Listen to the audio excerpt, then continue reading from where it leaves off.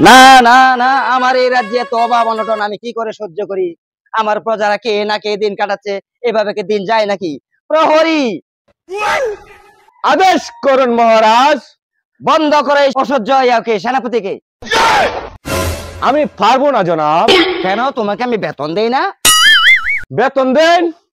এটা তোমার হুলান্ডি বেতনের লাগে বেতন দিয়ে দিক তো হুলান্ডি আমার না খায় মত আছে। 3 মাসের বেতন আমার আটকে রয়েছে, হয় 3 মাসের বেতন আজ দিবেন, আর নাহলে আপনার আদে সম্ভব মানা সম্ভব না আমার পক্ষে। এই মাসের খাজনাটা পাইলেও পুরা বেতন সব ক্লিয়ার করে দেন। আপনি গত মাসেও কইছিলেন যে পূজারা খাজনা দিলে বাজে আমার বেতন দিয়ে দিবেন। আমি সাফ সাফ কইতাছি, আপনি হয় এই মাসে আমার বেতন দিবেন, নাহলে আপনি আদেশ মান্য করা আমার পক্ষে সম্ভব না। এই নেই আপনার তোরাল, এই নেই আপনার এই যে আপনার কোমরের বেল, আপনি আমার বেতন রাইজ দিয়ে হয় বাজে মিনতে যায়। আমি প্রজারার লগে বইতাছি। হে ভগবান, এ কি হলো? একে একে সবাই আমাকে ছেড়ে চলে গেল। এইভাবে আমি রাজ্য কিভাবে চালাবো? এই চিন্তায় আমার দিন জানা রাত হয় না। এই আলে কি আমার রাজ্য চলবে? এই চিন্তা আমি কিছু পাই না। উজির সাহেব, উজির সাহেব কোথায় গেল? এখন বিপদের সময় আমি কেউ পাশে পাই না। উজির সাহেব। মহারাজ আমি আছি আপনার পাশে। প্রহরী তো চাকরি ছেড়ে চলে গেল বেতনের কারণে। আপনি ওই ফান্ডে তাকিয়া উজিরে বেতনটা দিয়ে দেন, একজনের মীমাংসা হয়ে যাক। মহারাজ বাঁচি। আসলে রাজ্যটা যেভাবে চালাচ্ছেন আসলেই আপনি এটা ঠিক কাজ করছেন না মহারাজ। আপনার যে রানী আছে ঘরে আমাকে খালি বলে এই গয়না দাও, হে গয়না দাও, গয়না আমার জীবন শেষ। মানে আমি বাজারে গিয়ে উত্তারি না, গয়না উল্লা ধরে হেন্দা কাহর উল্লা ধরে আমার পক্ষে সম্ভব না। আপনি টিআইডি দেন, আমি দোয়ানদারের বাহি মিডে লাই, আমি জামালা থেকে মুখে না দিতে রইন নয় আপনার মুটুক। এই নেন আপনার তোরাল। একে একে সবাই আমাকে ছেড়ে চলে যাচ্ছে, আমার পক্ষে সম্ভব না। জল্লাদ কোথায় গেছে? জল্লাদ, এই প্রহরী, জল্লাদকে খবর দাও। মালিক হুকুম করুন। জল্লাদ এই মুহূর্তে সভাসদদের কেউ স্টাফ আমার কথা শুনছে না, সবাই বেতন বেতন করে চলে যাচ্ছে। এই মুহূর্তে সবাইকে তুমি কল্লা কাটিয়ে দাও, সবাইকে এই মুহূর্তে বলিদান দিয়ে দাও। আমার পক্ষে সম্ভব না হুজুর, আমার এই দাওয়া দান নাই হুজুর।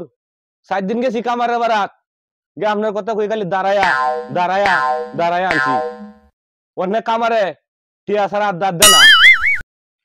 গত মাসে যে আপনার বলিদানটা দিছি, বলিদানটা দিতে হুজুর আমার খুবই কষ্ট হয়েছে। আমার পক্ষে হুজুর আর সম্ভব না। হয় কামারে টিয়া দেন, নাহলে অত মানুষ কাটবো দূরের কথা, এটা দেয়া একটা কচু গাছও কাটতো না, নাহলে আপনার গলা সাইজে দিই হুজুর। এই কি করছো জল্লাদ? কারণ আপনার যে হাল অবস্থা আপনার কাছে কেউই নাই, তা আমার তো পক্ষে তা অসম্ভবই না। আমার এই কামারে টিআইডি দেন, আপনার এই বুতা দেওয়ার আমার দরকার নাই।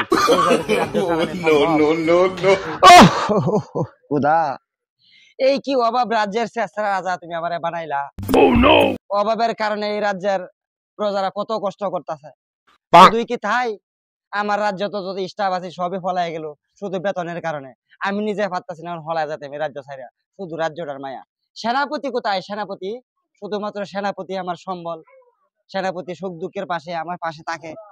সেনাপতি, হুজুর হুজুর হুজুর সর্বনাশ হয়েছে হুজুর। তুমি কে বাচ্চা? হুজুর আমি আপনার পূজা পূজা আর পূজা না তো প্রহরী, প্রহরী।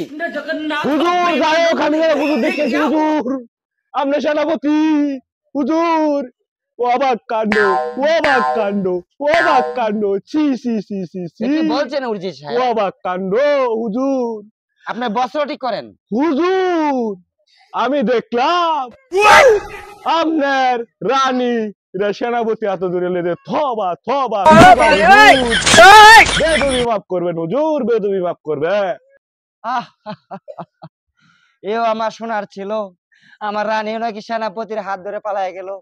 এই আমার ছিল কপালে। এই কি আমার রাজ্য তুমি আমার দিলা কোদা? এ বাবা নটনের রাজা, রাজ্যের রাজা হইলাম আমি শেষরা, রাজা হইলাম।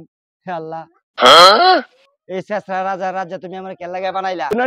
এটাই বুঝছেন, রাজা না মানে শেষরা। কিছু মানুষ আছে না শেষরা, যে কিছু কিছু মানুষের কাম করা, আমরা গরিব মানুষ কাম করা, টিয়া জানা কাজ দেমনে কাল দেমনে হের বাজার টি করে, এটার লাগে মানে রাজা দিয়া শেষরা মানুষ বুঝাই দিলাম আসলে শেষরামি করুন না যায়, শেষরামির ফল ভালো না। শেষরামির ফল কিন্তু এরকম, আপনি শেষরামি করবেন একজনের সাথে, আপনার সাথে শেষরামি করবো আপনার ঘরের পরিবারে।